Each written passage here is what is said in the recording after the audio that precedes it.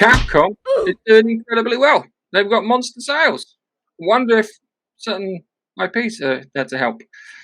Japanese games company Capcom have reported record sales. It sold 41.7 million games during the financial year ending 31st March 2023, the highest in its company's long history. Revenue was up 14.4%, the profit up 12.9%, which is nice. Capcom cites its success of Resident Evil Remake, Monster Hunter Rise, Sunbreak, as well as its digital back catalogue.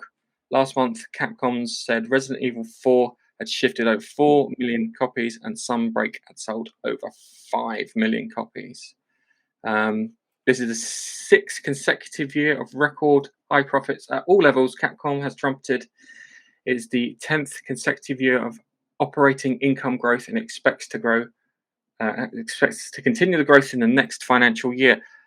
Basically, Capcom is a working games company, unlike EA or Activision or Bethesda.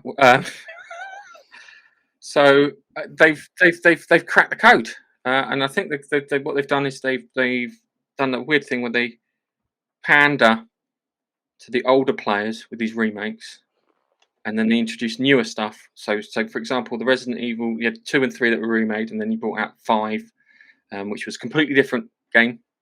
But because everyone was a bit softer on it, it worked. Similar things like Monster Hunter has always been a huge one, and Street Fighter. Do you know what else they've done? What's They've that? released games that aren't broken. Good point. There is a level of quality there and a level of polish. And I always, this is the thing is, I remember that when I describe remake standards, it's the Capcom remake standard. I sometimes slip in the Dead Space one. Yeah, if you're going to remake something, it needs to be as Capcom remake something. And I think I like this is good. This is good for us because we want good games. And I think Capcom. I like Capcom. I'm a Street Fighter fan, so love Capcom. Yeah. See. Yeah, it's it's a good thing, but I'm worried when they run out of Resident Evil games to remake because the next one they've got to remake is 5. 5 didn't go down too well, but there's a chance they could fix 5 and remake the fixed version of 5 and tweak a few things here and there, correct a few things that they felt were not quite working gameplay wise, like punching a rock to get to the end to survive. This is Chris Redfield. You've got to punch a rock to get it out of place. Maybe just push the rock. Little things like that. But it's good. Nige, what are your thoughts? They seem to be doing well. I don't really play any of their games.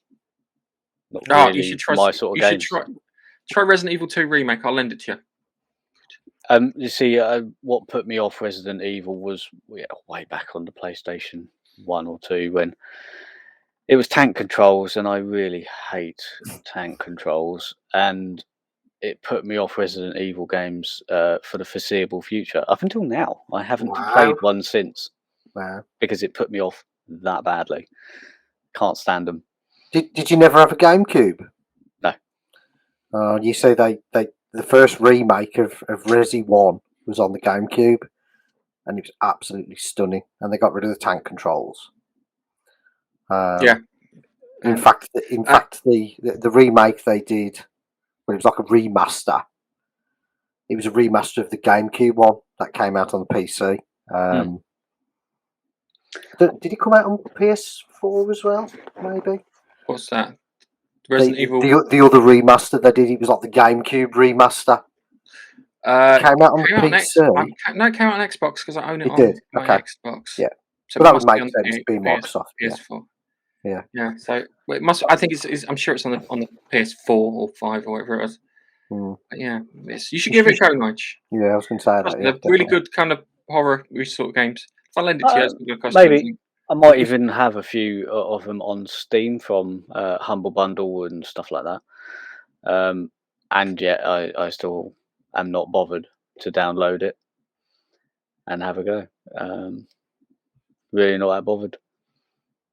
Capcom, yeah, I suppose they're releasing games which are not broken on release, and that bodes well for the future for them. They keep doing that. Monster Hunter, tried it once, didn't like it.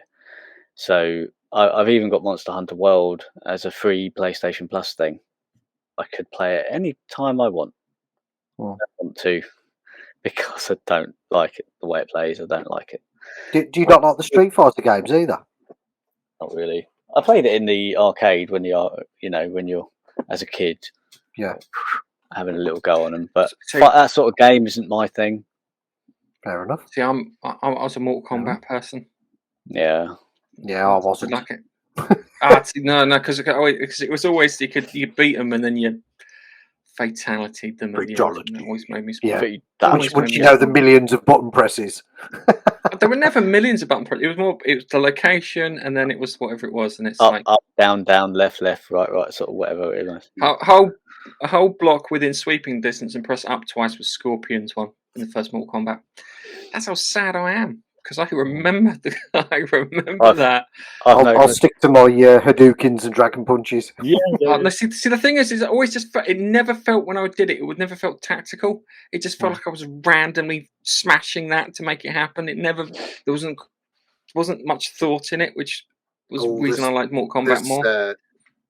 There's a hidden tactful play within the Street Fighter games, especially as they progress to like Alpha 2, and now the modern ones. I'm not so keen on the modern ones. My favourite ones are the PlayStation 1 conversions. Yeah. For an Alpha 2, basically. Yeah, I did play them a little bit, but it wasn't my go-to sort of game back then. I was mostly playing Adidas Power Soccer. I played Adidas Power Soccer. Mm.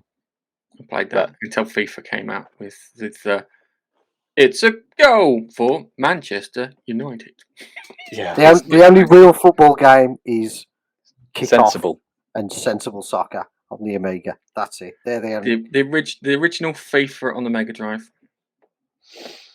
Sensible Soccer was incredible. Yeah.